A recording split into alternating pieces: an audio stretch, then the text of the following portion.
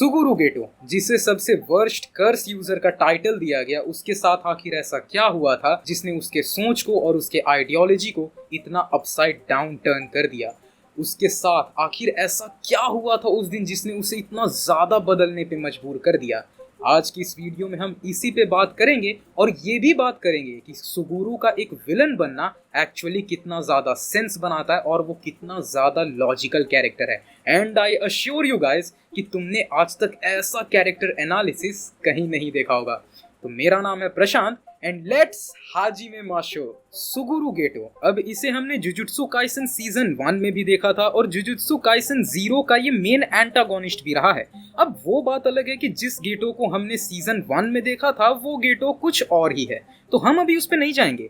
अब सुगुरु भी jujutsu high में मासामिची यागा का स्टूडेंट रहा था, जहाँ पे वो गोजो के साथ कई सारे मिशंस कैरी आउट किया था और उन दोनों ने स्ट्रॉन्गेस्ट होने का टाइटल भी पाया था। उनका जो सबसे टर्निंग पॉइंट मिशन था वो रहा था तेंगेन सामा के लिए स्टार प्लाज्मा वेजल को लाना।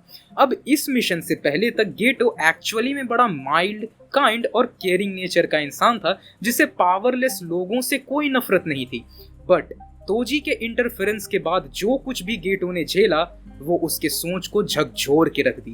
रिको की डेथ के बाद स्टार रिलीजियस ग्रुप वाले एकदम जश्न मना रहे थे। इवन कई सारी ऐसी कम्युनिटीज थी जो रिको की डेथ से वाकई काफी खुश थी।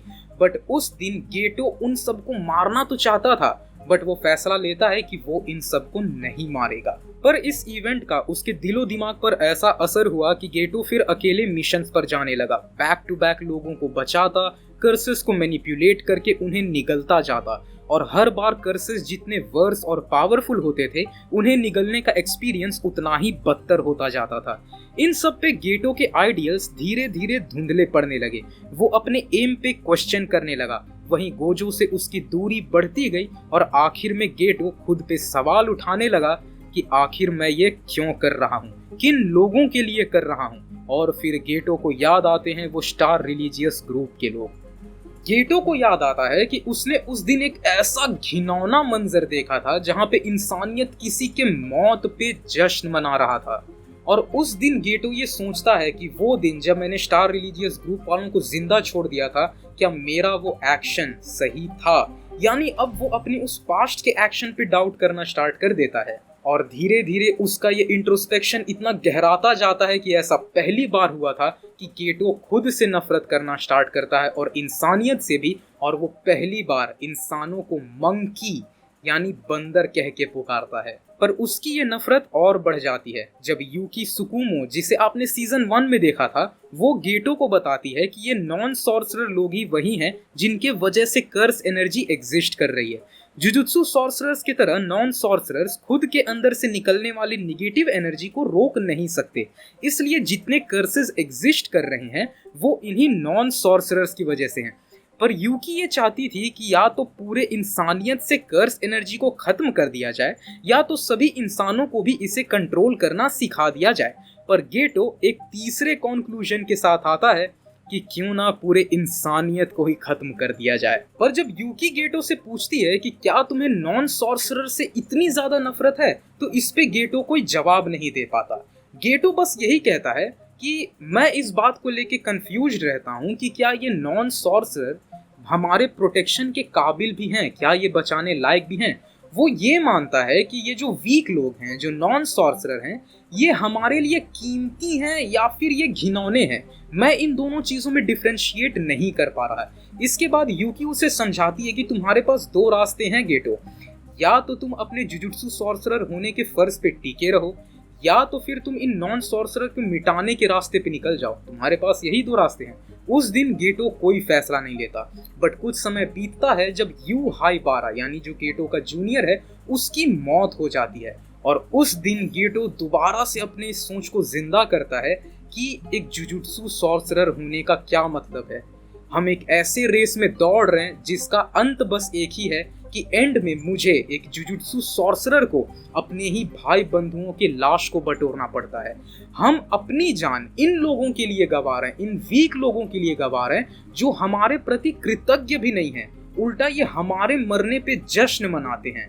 तो ये वो पॉइंट था जो गेटो को क्लियर कर देती है कि वो किस रास्ते को चुनने वाला था। और इसीलिए एक दिन जब गेटो दो लड़कियों को मुश्किल में देखता है क्योंकि वो कर्स एनर्जी यूज कर सकती थी, तो वो उस गांव के पूरे 112 लोगों को एक ही बार में मार डालता है और उस दिन गेटो बन जाता है the worst curse user ever. अब इंसानों से गेटो की नफरत इस कदर बढ़ती जाती है कि वो जुजुत्सु सॉर्सरर्स को एक सुपीरियर रेस मानने लग जाता है। वो मानता है कि इंसानियत बिल्कुल भी विकसित करना नहीं चाहती, इन्हें मौका दो तो भी ये विकसित नहीं होना चाहते, और वो इंसानों को अब लगातार बंदर कह के संबोधित करने लग जाता है।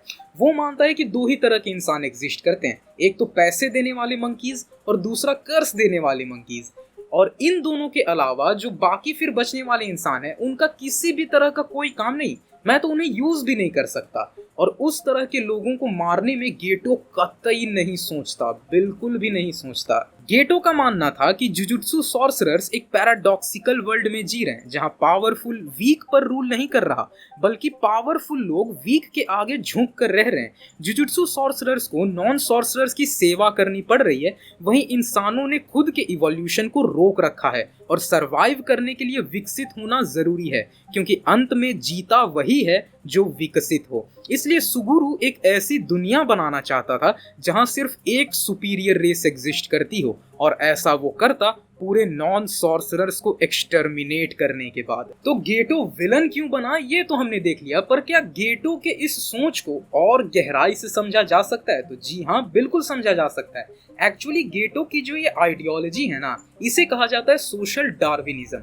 अब चार्ल्स डार्विन का नाम तो हम सब ने सुना होगा, जिन्होंने थ्योरी ऑफ इवोल्यूशन को दिया था। तो सोशल डार्विनिज्म की आइडियोलॉजी जो है वो कहती है कि ये जो समाज है यहाँ पे भी सर्वाइवल ऑफ द फिटेस्ट चलता है, यानी जो सुपीरियर स्पेसिमेन है वो वीक स्पेसिमेन के बदले ज्यादा डिजर्व करते हैं एग्जिस्ट करना। अब सोशल डार्विनिज्म के कई सारे पहलू हैं, कई सारे डिविजन्स हैं, बट सोशल डार्विनिज्म का एक डिवीजन ऐसा है जो सुगुरु गेटो के आइडियोलॉजी से बहुत ज्यादा मैच करती है, और उसे कहा जाता है यूजेनिक्स। यूजेनिक्स ये मानती है कि हमारे सोसाइटी में दो तरह के लोग होते हैं, एक सुपीरियर और एक इंफीरियर, और जो इंफीरियर हैं उन्हें किसी भी तरह का छूट या किसी भी तरह का प्रोग्रेसिवनेस नहीं देना चाहिए, क्योंकि वो जो इंफीरियर हैं, जो वीक हैं, अगर आप उन्हें छूट दोगे तो वो एक लॉन्ग रन में पूरे के पूरे पॉपुलेशन और पूरे के पूरे सोसाइटी को कमजोर बना देंगे। इस तरह का सिलसिला अमेरिका में एक बार देखा गया था, जहाँ पे उन लोगों को जिन्हें इंफीरियर माना जाता था उनकी नसबंदी करवा दी जाती थी, ताकि वो बच्चे पैदा ना कर सकें, ताकि उनके जैसे वीक पॉपुलेशन और आबादी में ऐड ना हो। और इस आइडियोलॉजी का एक और एक्सट्रीम पॉइंट था, और वो था एडोल्फ हिटलर नाजी जर्मनी में। हिटलर ने इस आइडियोलॉजी को एक लेवल ऊपर ले गया, जहां पे वो इसे रेसेस पे अप्लाई करने लग गया, जहां वो खुद के आर्यन रेस को सबसे ज्यादा सुपीरियर मानता था और उसके अलावा बाकी रेसेस को इंफीरियर मानता था, और मानता था कि उन्हें एक्सटर्मिनेट कर देना चाहिए। बट सुगुरु गेटो इस यूजेनिक्स के आइडियोलॉजी का एक लेवल ऊपर का बंदा है।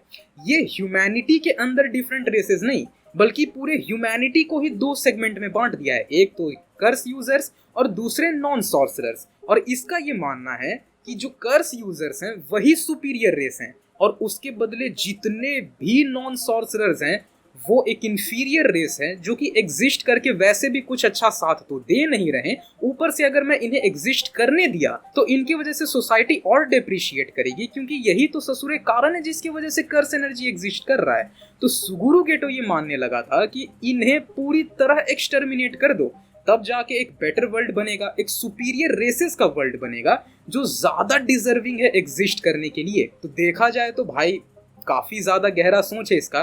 बट एक यहाँ पे चेंज है, गेटो किस तरह बाकी हिस्टोरिकल फिगर से अलग है वो भी जरा मैं बता देता हूँ। बाकी हिस्टोरिकल फिगर्स जो हैं वो या तो इकोनॉमिक्स या तो पॉलिटिकल, इन सब किसी मुद्दे की वजह से मोटिवेटेड थे इस तरह के आइडियोलॉजी को अपनाने के लिए।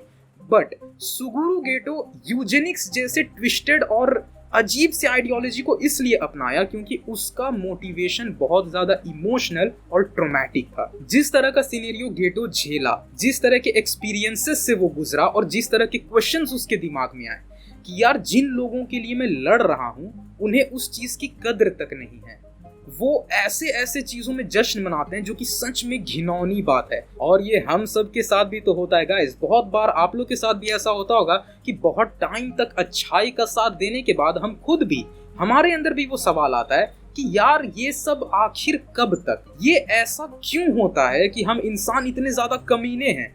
और एक कोट भी है जो हमेशा कहा भी जाता है, if you gaze at the abyss gazes back at you. तो आप अंधेरे से लड़िए, क्योंकि एक जुजुत्सु सॉर्सरर होने का मतलब ही यही है कि आप हमेशा अंधेरे में रह के अंधेरे से लड़ते रहिएगा, बट कभी भी उस अंधेरे में रुक कर उस अंधेरे को समझने की कोशिश मत करिए, क्योंकि जिस दिन आप ऐसा करोगे वो अंधेरा आपके अंदर झांकना शुरू करेगा, और जिस दिन ऐसा होगा उस दिन आप कहीं ना कहीं और आपके लिए अच्छाई, बुराई, मोरालिटी और इविलनेस, इन सब की लकीर धुंधली पड़ने लग जाएगी। तो हमारा गेटो बिल्कुल बस इसी लाइन ऑफ एक्शन से, इन्हीं एक्सपीरियंसेस से गुजरा था, और उसका इंट्रोस्पेक्शन और उसका इतना ज़्यादा सोचना वो कहीं ना कहीं उसको खुद एक डिनायल पे डाल दिया कि यार जो चीज़ें मैं आज तक मानते आ रहा था, क्या उसका कोई मतलब है भी या नहीं।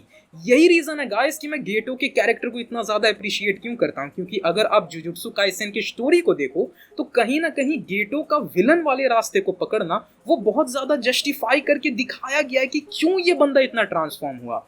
जहां ये गोजो को समझाता था कि भाई रूड नहीं होते, हमें प्रोटेक्ट करना चाहिए, ये बंदा 180 डिग्री टर्न मारा इसका कैरेक्टर, ये कहां से कहां पहुंच गया।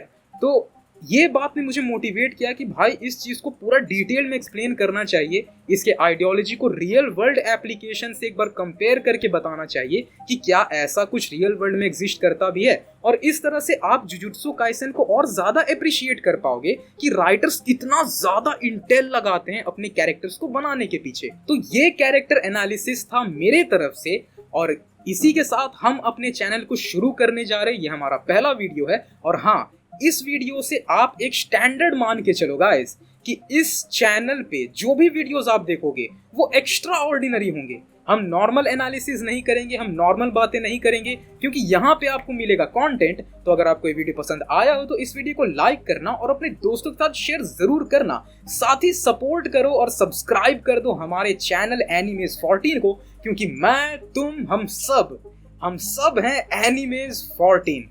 पीस।